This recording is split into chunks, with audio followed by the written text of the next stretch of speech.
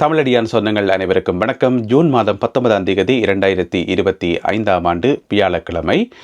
4-5 நாட்களாக இலங்கை செய்தியை காணல் என்று சொல்லி நீங்கள் கேட்டிருந்த நீங்கள் 4-5 நாட்களாக உலகம் முழுவதும் மிகுந்த பரபரப்பு, ஒரே உலக செய்திகள் தான். அதனால் இலங்கை செய்திகளை சொல்ல முடியாமல் போயிட்டுது. எனவே இந்த காணொலியில் இலங்கை செய்திகளை பார்க்கலாம். ஜனாதிபதி அனுரகுமார திசாநாயக்கா அண்மையில் ஜெர்மனிக்கு தன்னுடைய பயணத்தை மேற்கொண்டு வந்திருந்தார். அப்பொழுது அவர் விடுதலை புலிகளினுடைய முக்கியமான ஒரு உறுப்பினரை சந்தித்தார் என ஒரு கதையொன்றை உருவாக்கி அதை சமூக வலைத்தளத்தில் பரப்பிய ஒருவரை இப்பொழுது குற்றப்புலனாய்வு பிரிவினர் தீவிரமாக தேடி வருகின்றார்கள். இந்த சம்பவம் குறித்து விரிவாக விளக்கமாக இந்த காணொலியில் பார்க்க இருக்கின்றோம். முன்னாள் அமைச்சரும் EPDP கட்சியினுடைய தலைவருமாகிய டக்ளஸ் சேவானந்தா அவர்கள் கைது செய்யப்பட்டு விசாரிக்கப்பட வேண்டும் என பாராளுமன்றத்தில் வைத்து உரையாற்றியிருக்கின்றார் பாராளுமன்ற உறுப்பினர் சிவஞானம் ஸ்ரீதரன் அவர்கள். அது குறித்தும் இந்த காணொலியில் விரிவாக பார்க்க இருக்கின்றோம். ஆளும் தேசிய மக்கள் சக்தி கட்சிக்கும் பிள்ளையானினுடைய தமிழ் மக்கள் விடுதலை புலிகள் கட்சிக்கும் இடையில் ஒரு இணக்கப்பாடு வந்திருப்பதாக வெளிவந்த தகவல்களை ஆளும் கட்சி மறுத்திருக்கிறது. அது குறித்தும் பார்க்க இருக்கின்றோம். இந்த செய்திகள் உட்பட மேலும் பல முக்கியமான செய்திகளும் தகவல்களும் இன்றைய காணொலியில் காத்திருக்கின்றன. அத்துடன் கேலி சித்திரங்களும் இருக்கின்றன. எல்லாவற்றையும் தொகுத்து இந்த காணொலியில் பார்க்க போகின்றோம். வாருங்கள் காணொலிக்குள் போகலாம். ஜனாதிபதி அனுரகுமார திசாநாயக்கா அவர்கள் ஜெர்மனிக்கான தன்னுடைய உத்தியோகபூர்வமான பயணத்தை மேற்கொண்டு இங்கு வந்து திரும்பவும் நாட்டிற்கு சென்றிருக்கின்றார். இந்த சந்தர்ப்பத்தில் அவர் ஜெர்மனிக்கு வந்திருந்த அந்த சமயத்தில் இலங்கையில் ஏராளமான பொய் செய்திகள் சமூக வலைத்தளங்களில் பரப்பப்பட்டதாக சொல்லப்படுகிறது. ஏற்கனவே நாங்கள் காணொலிகளில் பார்த்திருக்கிறோம். ஒரு படம் அதாவது ஜெர்மனிய ஜனாதிபதியோட இலங்கை ஜனாதிபதி நடந்து போற அந்த படம், அந்த அணிவகுப்பு மரியாதையின் போது நடந்து போற அந்த படத்தை எடுத்து அதை எடிட் பண்ணி அதில் ஜனாதிபதியினுடைய உருவத்தை சின்ன உருவம் காட்டி எடிட் பண்ணி எல்லா இடமும் பரப்பியிருந்தார்கள் சமூக வலைத்தளத்தில். அது முதலாவது. அதுக்கு பிறகு இன்னும் ஒரு செய்தி ஒன்றையும் பரப்பியிருந்தார்கள் மிக வேகமாக எல்லா சமூக வலைத்தளங்களையும். அது என்ன செய்தி என்று சொன்னால், ஜெர்மனிக்கு வந்திருந்த ஜனாதிபதி அனுரகுமார திசாநாயக்கா அவர்கள் இங்கு விடுதலை புலிகளினுடைய முக்கியமான உறுப்பினர் ஒருவரை சந்தித்து பேச்சுவார்த்தை நடத்தினார், அவரை சந்தித்து உரையாடினார் என்று சொல்லி யாரோ ஒருத்தர் ஒரு கதையொன்றை உருவாக்கி இருக்கிறார். உங்களுக்கு தெரியும் தானே, தென்னிலங்கையில் இன்னும் ஒரு கொஞ்சம் பேருக்கு அடிப்படைவாதிகள் இந்த இனவாதிகளுக்கு அவைன்ற வாயிலிருந்து நம்ம இயக்கத்தின் பேர் மறையலை. தொட்டதுக்கெல்லாம் அவைக்கு இயக்கத்தின் பேரை பயன்படுத்தி இயக்கத்தை சாட்டுறதும் இயக்கம் திரும்ப வரப்போறது என்று சொல்லி அங்கே இருக்கிற சிங்கள மக்களை விரட்டுறதும் என்று சொல்லி இன்னுமே அவையில் இருந்தும் தான் இருக்கணும். என்னதான் இனவாதம் கதைக்கக்கூடாது இனவாதம் கதைக்கக்கூடாதுன்னு சொல்லி அரசாங்கம் சொன்னாலும் அந்த குறிப்பிட்ட இனவாதிகள் இருந்தும் தான் இருக்கணும். அந்த வகையில் இவர் ஒரு செய்தி ஒன்றை உருவாக்கி இருக்கிறார். யாருன்னு தெரியாது. அந்த குறிப்பிட்ட நபரை இப்போ குற்றப்புலனாய்வு பிரிவு தீவிரமாக தேடிக்கொண்டிருக்குது. அப்போ அந்த நபர் என்ன செய்கிறார் சொன்னால் ஒரு செய்தியை உருவாக்கி இருக்கிறார். அதாவது ஜனாதிபதி அனுரகுமார திசாநாயக்கா அவர்கள் ஜெர்மனியில் ஒரு விடுதலை புலிகளினுடைய மூத்த உறுப்பினர் ஒருவரை சந்தித்து உரையாடினார் என்று சொல்லி செய்தியை உருவாக்கி போட்டு அதை தான் சொன்னு சொன்னால் யாருமே நம்ப மாட்டேன்னு தானே. அப்போ என்ன செய்கிறார் சொன்னால், இந்த கறிக்குள்ள கருவேப்பிலை போடுற மாதிரி அந்த செய்தியில் உதய கம்மன் பிள்ளை சொன்னார் என்று சொல்லி முடிச்சு விட்டார். அதாவது உதய கம்மன் பிள்ளை ஒரு பத்திரிகையாளர் மாநாட்டில் இந்த மாதிரி சொன்னவர் என்று சொல்லி அந்த செய்தியை உருவாக்கி எல்லா இடமும் பரப்பியிருக்கார். அது சிங்கள மக்கள் மத்தியிலையும் சிங்கள சமூக வலைத்தளங்கள் வாட்ஸ்அப் குரூப்புகள் இருக்கிற எல்லா சமூக வலைத்தளங்களையும் மிக வேகமாக பரவினதாம். அதை கொஞ்சம் பேர் நம்பியும் பட்டினமாம். அப்படியே இந்த கதை எல்லா இடமும் பரப்பப்பட்டு கடைசியாக ஜனாதிபதி செயலகத்துக்கு அந்த கதை சேர்ந்துருக்குது. அப்போ ஜனாதிபதி செயலகத்தில் வேலை செய்கிற அதிகாரிகளுக்கு அதிர்ச்சியாக போயிட்டுது. இது என்ன புது கதையாக இருக்குன்னு சொல்லி பிறகு அவையில் குற்றப்புலனாய்வு பிரிவுக்கு முறைப்பாடு செய்து குற்றப்புலனாய்வு பிரிவினர் நீதிமன்றத்தில் நேற்று 18ஆம் தேதி நீதிமன்றத்தில் சொல்லியிருக்கிறோம். இந்த மாதிரி ஒரு முறைப்பாடு எங்களுக்கு கிடைச்சிருக்கு, அதை நாங்கள் விசாரித்து கொண்டிருக்கிறோம். மிக விரைவில் சம்பந்தப்பட்டவர் கைது செய்யப்படுவார் என்று சொல்லி நீதிமன்றத்தில் சொல்லியிருக்கிறோம். அப்போ நீதிபதி உத்தரவிட்டிருக்கிறார் என்னென்னு சொன்னால், மிக விரைவில் இந்த விசாரணையை முடித்து சம்பந்தப்பட்ட குற்றவாளியை கைது செய்யுங்கோ. அதோட இந்த விசாரணையினுடைய முன்னேற்றம் சம்பந்தமாக நீங்கள் உடனுக்குடன் நீதிமன்றத்துக்கு அறிவிக்கணும் என்று சொல்லி நீதிபதி உத்தரவு விட்டிருக்கிறார். இப்பொழுது குற்றப்புலனாய்வு பிரிவினர் குறிப்பிட்ட அந்த நபரை வலை வீசி தேடி வருகின்றார்கள். எனவே எங்களுக்கு என்ன விளங்குது என்று சொன்னால், தென்னிலங்கையில் இருக்கிற ஒரு கொஞ்சம் பேருக்கு அவையில் அரசியல் செய்யறதுக்கும் பொய்யான புரளிகளை கிளப்புறதுக்கும் அல்லது சிங்கள மக்களை விரட்டுறதுக்கும் இப்போவும் அவைக்கு தேவை இயக்கத்தினுடைய பேரை பாவிச்சு அதை சம்பந்தமான கதைகளை உருவாக்கி இந்த மாதிரி ஒரு வேலையை செய்து கொண்டிருக்கிறோம். எனவே சம்பந்தப்பட்ட நபர் மிக விரைவில் கைது செய்யப்படுவார் என எதிர்பார்க்கப்படுகிறது. EPDP கட்சியினுடைய தலைவரும் முன்னாள் அமைச்சருமாகிய டக்ளஸ் சேவானந்தாவை கைது செய்து விசாரிக்க வேண்டும் என பாராளுமன்றத்தில் வைத்து கோரிக்கை விடுத்திருக்கின்றார் பாராளுமன்ற உறுப்பினர் சிவஞானம் ஸ்ரீதரன் அவர்கள். அதாவது 1990ஆம் ஆண்டு மண்டை தீவில் வச்சு 60 தமிழ் இளைஞர்கள் கொல்லப்பட்டவர்களாம். வெவ்வேறு இடங்களில் இருந்து அழைத்து செல்லப்பட்டு மண்டை தீவில் வச்சு படுகொலை செய்யப்பட்டு புதைக்கப்பட்டவர்களாம். அந்த சம்பவம் நடக்கைக்குள்ள அங்க மண்டதீவு பகுதியில் இராணுவத்தோடு சேர்ந்து EPDP குழுவும் செயல்பட்டது. எனவே அவர்களுக்கு எல்லா விவரங்களும் தெரியும். எனவே இந்த படுகொலைகள் சம்பந்தமாக நீங்கள் EPDPயினுடைய தலைவர் டக்ளஸ் சிவானந்தாவை கைது செய்து அவரை விசாரிக்க வேண்டும் என நீதி அமைச்சரை பார்த்து வேண்டுகோள் வைத்திருக்கின்றார் பாராளுமன்ற உறுப்பினர் சிவஞானம் ஸ்ரீதரன் அவர்கள். எனவே இந்த வேண்டுகோளை அரசாங்கம் செவிமடுக்குமா, அரசாங்கம் டக்ளஸ் சிவானந்தா மீது விசாரணைகளை நடத்துமா என்பதை நாங்கள் பொறுத்திருந்து பார்க்கணும். ஒருவேளை டக்ளஸ் சிவானந்தா அவர்கள் மேல விசாரணைகள் நடத்தினா அவரை பிணையில் எடுக்கிறதுக்கும் அவருக்காக வாதாடுறதுக்கும் இப்போ புது புது லோயர் மேரெல்லாம் வந்திருக்கணும் தானே. எனவே பொறுத்திருந்து பார்ப்போம். ஆளும் தேசிய மக்கள் சக்தி கட்சி பிள்ளையானினுடைய கட்சியாகிய தமிழ் மக்கள் விடுதலை புலிகள் கட்சியுடன் இணைந்து செயல்பட போகிறது என்று சொல்லி எல்லா இடமும் ஒரு செய்தி அடிபட்டது. அந்த செய்தியும் பொய் செய்தி என்று சொல்லி அரசாங்கம் மறுத்திருக்கிறது.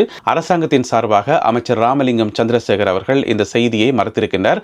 இவ்வாறு வெளிவந்திருக்கக்கூடிய செய்திகளில் எந்த விதமான உண்மையும் இல்லை எனவும், தாங்கள் பிள்ளையானினுடைய கட்சியுடன் சேர வேண்டிய அவசியம் இல்லவே இல்லை எனவும், இலங்கை தமிழரசு கட்சிதான் தமிழ் மக்களுக்கு துரோகம் இழைத்தவர்களுடன் சேர்ந்து செயல்படுகிறது எனவும் அமைச்சர் ராமலிங்கம் சந்திரசேகர் அவர்கள் கடுமையாக சாடி இருக்கின்றார். எனவே NPP கட்சி பிள்ளையானினுடைய கட்சியுடன் சேர்ந்து செயல்படாது என அவர் ஆணித்தரமாக மறுத்துள்ளார். முன்னாள் சுகாதார அமைச்சர் கெஹலிய ரம்புக்வெல அவருடைய மனைவி மற்றும் மகள் ஆகியோர் குடும்பத்தோடு கைது செய்யப்பட்டு நேற்று நீதிமன்றத்தில் முற்படுத்தப்பட்டார்கள். ஏன்னு சொன்னால் 97 மில்லியன் ரூபாய்க்கு ஏதோ மோசடி செய்திருக்கணும். அதாவது முன்னாள் அமைச்சர் கெஹலிய ரம்புக்வெல அதை தனியே செய்யாமல் குடும்பத்தோடு சேர்ந்து செய்திருக்கார். குடும்ப சகிதமாக அந்த குடும்பங்கள் கொண்டாடும் வெற்றி என்று சொல்லி படங்களுக்கு சொல்ற மாதிரி குடும்பமாக சேர்ந்து கொள்ளையடிச்சிருக்கணும், ஏதோ செய்திருக்கணும். எனவே நேற்று நீதிமன்றத்தில் முற்படுத்தப்பட்டு விசாரணைகள் எல்லாம் முடிஞ்ச பிறகு நீதிபதி தனிஜா லக்மாலி ஜெயசிங்க அவர்கள் இவர்களுக்கு பிணை கொடுத்தவர். அப்ப பிணையில எடுக்கிறதுக்கு சில நிபந்தனைகள் இருக்குந்தானே. அதாவது 3 பேருக்குமே ஒவ்வொருத்தருக்கும் 50,000 ரூபாய் ரொக்கப்பணமும் பிறகு 5 மில்லியன் ரூபாய் பெறுமதியான சரீர பிணையிலேயும் தான் பிணையில போகலாம் என்று சொல்லி நீதிபதி அனுமதி கொடுத்துட்டார். நீங்கள் பிணையில போகலாம் என்று சொல்லி. ஆனா பிணைக்குரிய அந்த வேண்டுகோளை இவர்கள் சரியான முறையில் நிரப்பாததன் காரணமாக, பூர்த்தி செய்யாததன் காரணமாக அவர்கள் கைது செய்யப்பட்டு இப்பொழுது விளக்கமறியலில் வைக்கப்பட்டிருக்கின்றார்கள். எனவே குடும்பமாக சேர்ந்து 97 மில்லியன் ரூபாய்க்கு மோசடி செய்தார்கள் என்று சொல்லி இப்பொழுதும் குடும்பமாகவே உள்ளே இருக்கின்றார்கள். என்ன பிரச்சனை சொன்னா, முன்னாள் சுகாதார அமைச்சர் கெஹலிய ரம்புக்வெல இதை விட வேற கேஸும் அவருக்கு மேலே இருக்குது. அவர் ஏற்கனவே கைது செய்யப்பட்டு உள்ளே இருந்து வெளியில இப்படியே மாறி மாறி போய் கொண்டிருக்குது. என்ன பிரச்சனை சொன்னா, ஒன்றுக்கு மேற்பட்ட பல ஊழல்கள் செய்யறபடியாலையும் அதுக்கு நிறைய பெறுமதி வித்தியாசமான பெறுமதிகளில் அந்த ஊழல்கள் இருக்கிறபடியாலையும் எல்லாத்தையும் ஞாபகம் வச்சிருக்கலாம் கிடக்குது. இப்போ நீங்க சாமர சம்பத்தை எடுத்து பார்த்தீங்கன்னு சொன்னா அவருக்கும் 10-15 வழக்குகள், ஒவ்வொன்றும் ஒவ்வொரு தொகை. அப்ப எல்லாத்தையும் பாடமாக்கி வச்சிருக்கிறாரு. என்ன செய்யறது, பழைய ஆட்சியாளர்கள் இப்படித்தான் நாட்டை கெடுத்து குட்டிச்சுவராக்கினது. எனவே இப்ப குடும்ப சகிதமாக உள்ளே இருக்கணும். கொழும்பு ஸ்ரீ ஜெயவர்த்தனபுர மருத்துவமனையில் பணிபுரிகின்ற ஒரு பெண் மருத்துவர், நரம்பியல் ஸ்பெஷலிஸ்ட் என்று சொல்லப்படுகிறது. அந்த மருத்துவர் கைது செய்யப்பட்டது நீங்க கேள்விப்பட்டிருப்பீங்க. ஏன்னு சொன்னா ஊழல் மோசடி சம்பந்தமாக. அவ என்ன செய்கிறான்னு சொன்னா, கொஞ்சம் விலைக்கு விற்க வேண்டிய சில உபகரணங்கள், அதாவது இந்த நரம்பியல் சிகிச்சைக்கு பயன்படுத்தப்படுற சில உபகரணங்கள் உங்களுக்கு தெரியும் தானே. நாங்கள் ஏதாவது சிகிச்சைக்கு போனால் டாக்டர்ஸ் மாதிரி சொல்லி விடுவினோம், போயிட்டு இன்னும் மெஷினை வாங்கி கொண்டு வாங்கன்னு சொல்லி. அந்த மாதிரி நரம்பியல் சிகிச்சையோட சம்பந்தப்பட்ட 2 மெஷின்களாம். அதில் ஒன்றினுடைய பேர் EVD மெஷின் என்று சொல்லப்படுகிறது. EVD என்று சொல்லி நான் கேள்விப்பட்டேன். அந்த EVD மெஷின் இப்போ மூளையில் இருக்கிற அந்த கழிவுகளை வெளியேற்றுறது. மண்டி ஓட்டில் ஒரு ஓட்டையை போட்டு அதுக்குள்ள ஒரு பைப்பு மாதிரி வச்சு அந்த மாதிரி ஒரு மெஷின் தான் அந்த EVD என்று சொல்லி கேள்விப்பட்டேன். மற்றது VP ஷண்ட் என்று சொல்லி, அது எனக்கு தெரியல என்ன மெஷின் என்று சொல்லி. 2மே இந்த நரம்பியல் சிகிச்சையோட சம்பந்தப்பட்ட மெஷினாம். எனவே இந்த மெஷினுடைய பெறுமதி எவ்வளவு பார்த்தீங்கன்னு சொன்னா ஒரு 30,000 ஒரு 60,000 வரைக்கும் அவ்வளவுதான் பெறும். என்ற சின்ன மெஷின்கள் தானே. எனவே 30,000 60,000 வரைக்கும் பெறுமாம். அந்த மெஷினை இந்த டாக்டர் என்ன செய்கிறான்னு சொன்னா, வெளியில 3ஆம் தரப்பை பயன்படுத்தி 1,20,000 ரூபாயிலிருந்து 2,50,000 ரூபாய் வரையான விலைக்கு வித்திருக்கிறார். எனவே அந்த மோசடி இப்ப அம்பலமாகி குறிப்பிட்ட அந்த மருத்துவர் மேல இப்ப விசாரணைகள் இடம்பெற்று வருது. இதுல நாங்கள் தெரிஞ்சு வச்சுக்கொள்ள வேண்டிய மிக முக்கியமான விஷயம் என்ன தெரியுமா, இந்த டாக்டருக்கு எதிராக 75 பேர் முறைப்பாடு செய்திருக்கிறோம். ஒரு ஆள் இல்ல, 2 பேர் இல்ல, 75 பேர் முறைப்பாடு செய்திருக்கிறோம். அந்த முறைப்பாடு எல்லாத்தையும் கூட்டி கழிச்சு தான் இப்போ அந்த டாக்டர் மேல விசாரணை நடக்குது. எனவே இந்த காணொலியை பார்த்து கொண்டிருக்கிற நீங்கள் ஏதாவது ஒரு வகையில பாதிக்கப்பட்டா, அது மருத்துவத்துறையில் வேறு எந்த துறையால எதுவாக இருந்தாலும் ஏதோ ஒரு வகையில் நீங்க பாதிக்கப்பட்டா முறைப்பாடு செய்யறதுக்கு முன் வரணும். இதுதான் மிக முக்கியமானது. அதை பேசாமல் கண்டும் காணாமல் விடுறதாலேயோ அல்லது ஒரு கொஞ்சம் காசானே போனால் போதும்னு சொல்லி அப்படி விடுறதாலேயோ தான் நிறைய குற்றங்கள் பெருகும். எனவே முடிஞ்ச வரைக்கும் நிறைய முறைப்பாடுகள் செய்யணும். அந்த முறைப்பாட்டுக்கு உடனே பலன் கிடைக்காம போகலாம், அல்லது ஏண்டா முறைப்பாடு கொடுத்தேன்னு சொல்லி உங்களை அலக்களிக்கலாம். இருந்தாலும் இன்றைக்காவது ஒரு நாளைக்கு அது பலன் கிடைக்கும். அப்படி முறைப்பாடுகள் கொடுக்கறது மூலம் தான் நிறைய குற்றங்களை கட்டுப்படுத்தலாம் என்றுதான் ஒரு உண்மையான விஷயமாகும். எனவே குறிப்பிட்ட இந்த நரம்பியல் மருத்துவர் மீது தொடர்ச்சியான விசாரணைகள் இடம்பெற்று வருகின்றன. அடுத்ததாக இன்றைய கேலிச்சித்திர பகுதி. அதில் முதலாவது கேலிச்சித்திரம் என்னென்னு பார்த்தீங்கன்னு சொன்னால், இந்த எட்டா பழம் புளிக்கும் என்று சொல்லி ஒரு பழமொழி இருக்குது தானே. ஒரு இடத்துல வந்து கிரேப்ஸ் வந்து கொத்து கொத்தா தொங்குது, கீழே வந்து கொழும்பு என்று எழுதப்பட்டிருக்கிறது. அதாவது கொழும்பு மாநகர சபையை தான் அது குறிக்குது. இங்கால பார்த்தீங்கன்னு சொன்னால் சஜித் பிரேமதாசா வந்து சொல்லி கொண்டு போகிறார், இந்த பழங்கள் வந்து புளிக்கும் என்று சொல்லி. ஏன்னு சொன்னால் கொழும்பு மாநகர சபை வந்து அவைக்கு இப்போ புளிச்சு போச்சு, அதை வந்து ஆளுங்கட்சி கைப்பற்றிட்டுது. அதனால் அந்த கொழும்பு மாநகர சபை என்று சொல்லப்படுற கிரேப்ஸ் வந்து புளிக்கும் என்று சொல்லி கொண்டு போகிறார். அடுத்த கேலிச்சித்திரமும் கொழும்பு மாநகர சபை அல்லது கொழும்பு நகரத்தை பற்றிய ஒரு கேலிச்சித்திரம் தான். உங்களுக்கு தெரியும், கொழும்பு மாநகர சபையினுடைய மேயராக ஆளும் கட்சியைச் சேர்ந்த பல்தசார் அவா வந்து தெரிவு செய்யப்பட்டிருக்கிற மேயராக. அவா வந்து பார்க்குறா, பெரிய ஒரு குப்பை மேடு ஒன்று இருக்குது, கொழும்பில் இருக்கிற குப்பையில்ட்டு சொல்லி. அந்த குப்பை மேட்டுக்கு மேலே கொழும்புன்னு தான் எழுதப்பட்டிருக்கிறது. மேலே உச்சியில் பார்த்தீங்கன்னு சொன்னால் சில காகங்கள் இருந்து மேய்ஞ்சு கொண்டு இருக்குது. இவா வந்து தலையில் கை வச்சு பார்க்குறா, ஆச்சரியமாக பார்க்குறாவா அல்லது இதெல்லாத்தையும் க்ளீன் பண்ணணும்னு சொல்லி ஒரு மாதிரி அதிர்ச்சியோட பார்க்குறாவா என்னென்னு தெரியல. அந்த குப்பை மேட்டை வந்து ஒரு மாதிரி பார்க்குறா கொழும்பினுடைய புதிய மேயர் பல்தசார் அவர்கள். எனவே இந்த 2 கேலிச்சித்திரங்கள் மற்றும் இன்றைய காணொலியில் பகிர்ந்து கொள்ளப்பட்ட செய்திகள் தொடர்பான உங்களுடைய கருத்துக்களை மறக்காமல் கீழே எழுதுங்கள். மீண்டும் மற்றும் ஒரு காணொலியில் உங்களை சந்திக்கின்றேன். அதுவரை நன்றி, வணக்கம்.